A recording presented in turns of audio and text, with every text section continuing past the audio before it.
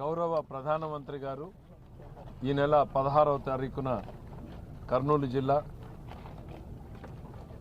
పర్యటనకు రావడం జరుగుతోంది. దానికోసం ఏర్పాట్లను చూడడం కోసం ఈరోజు జిల్లా యంత్రాంగంతో కలిసి రాష్ట్ర మంత్రులందరూ కూడా రావడం జరిగింది. అట్లనే బీజేపీ, జనసేన, తెలుగుదేశం పార్టీ నాయకులందరూ కూడా ఈ పర్యటనలో భాగం కావడం జరిగింది.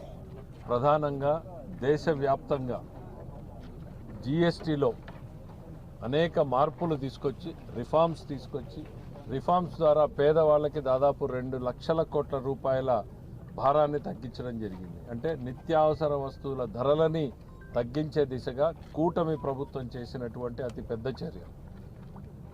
ఇవాళ సామాన్యుడు వాడేటువంటి వస్తువుల దగ్గర నుంచి మధ్యతరగతి ప్రజలు వాడేటువంటి ఫ్రిడ్జ్లు, ఏసీల వరకు కూడా, సోపులు, షాంపూల దగ్గర నుంచి ఫ్రిడ్జ్లు, ఏసీల వరకు కూడా ధరల్ని తగ్గించడం జరిగింది. సామాన్యుడి మీద భారం తగ్గించాలనేటువంటి లక్ష్యంతోనే ఈరోజు ఈ రిఫార్మ్స్కి మోడీ గారి ప్రభుత్వం శ్రీకారం చుట్టడం జరిగింది.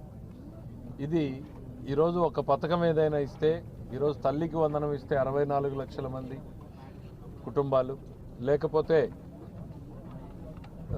రైతు అన్నదాత సుఖీభవ ఇస్తే కొంతమందికి, పథకానికి లబ్ధిదారులు కొంతమంది మాత్రమే ఉంటారు. కానీ ఇవాళ జీఎస్టీ తగ్గింపు ధరల వల్ల రాష్ట్రంలోనూ దేశంలోనూ ప్రతి కుటుంబం, ప్రతి వ్యక్తి లాభం పొందే